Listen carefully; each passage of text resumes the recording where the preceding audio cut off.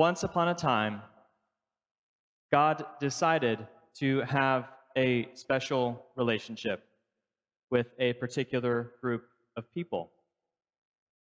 We don't really know why God picked this particular group of people, but we do know what God hoped would happen.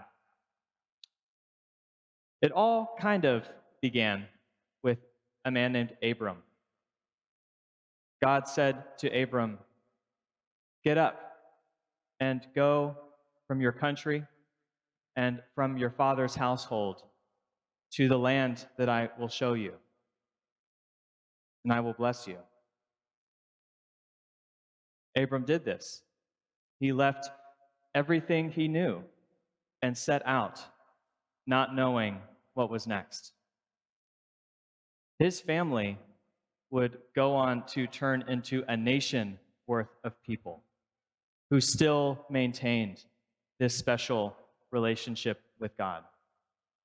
And eventually, God made a covenant with them, saying, "You will be my people, and I will be your God. I just ask that you love me with your whole heart and that you love your neighbor as yourself." Now, I know this is going to be pretty hard. It's not as easy as it sounds, so I'm going to give you lots and lots of instruction. I'm going to give you as many examples as I can possibly think of, a teaching, a Torah, to give you concrete ways to love me and to love your neighbor as yourself. And the people tried. They tried really hard to follow this teaching because it is hard. Time and time again, they were tempted to not love God by worshiping what was not God, worshiping idols and those things that are less than what is truly worthy of our worship. They were tempted to not love each other and to fall into really harmful ways of relating to other people, things expressly forbidden in this teaching that God had given them. They lied to each other. They cheated their neighbor out of what was rightfully theirs. They cheated and oppressed people who were strangers in their land, who worked for them. But time and again, God called them back. And time again, they kept doing the same things. And eventually, it all fell apart. First, the northern kingdom of Israel was captured and destroyed by the Babylonians. And then, eventually, the Babylonians came to them. They destroyed Jerusalem. They destroyed the temple, the place where God had promised to dwell with these people forever, never to leave. And it was destroyed. And the people were carried off into a strange and distant land.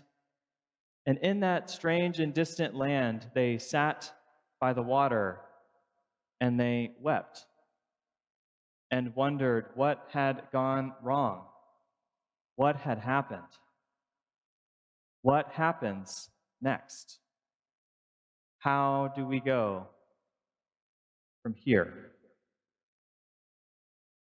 And in that time of weeping and wondering, they reflected on what had led up to this moment. They realized that they had missed the mark. They had not loved God with their whole heart. They had not loved their neighbors as themselves. And so they repented. And they wrote down everything they were thinking and feeling. And in the midst of this moment, God spoke to them again through a prophet named Isaiah. And through Isaiah, God says to them, "Comfort, comfort my people.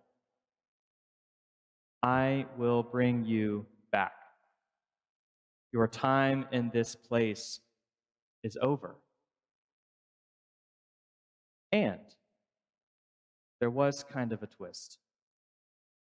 But the twist was actually reminding them what this special relationship was all about from the very beginning. In our reading from Isaiah this morning, we arrive at that moment when God says to the people, "I will bring you back, but it is too light a thing for you, my servant Israel, to just gather up your people and take them home. It is too light a thing for me to only be concerned about you.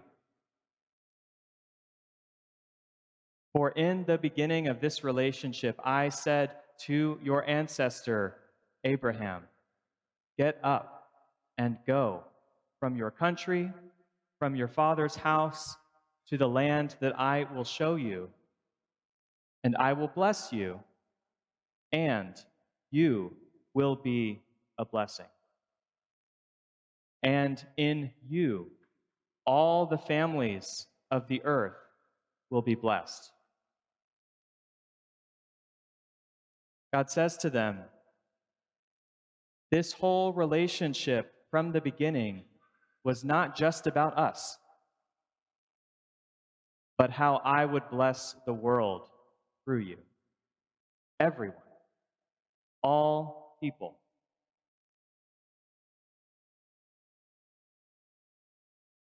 We should know. We are those people who have been blessed by this special relationship that God decided to make happen. We are the ones who have been invited into it. We are the ones on whom that blessing also rests. And like with Abraham and with the people in exile, to us today, God also says, you are blessed to be a blessing.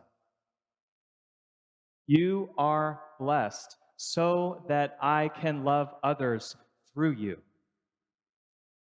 Our blessing does not rest on us to remain on us, but to be poured out for this community, for this city, and for this world that God so loves.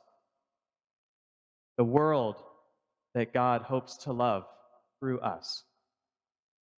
And thanks be to God that we get to do this together. That we can share everything that has been given to us by the God that loves each one of us so much. Amen.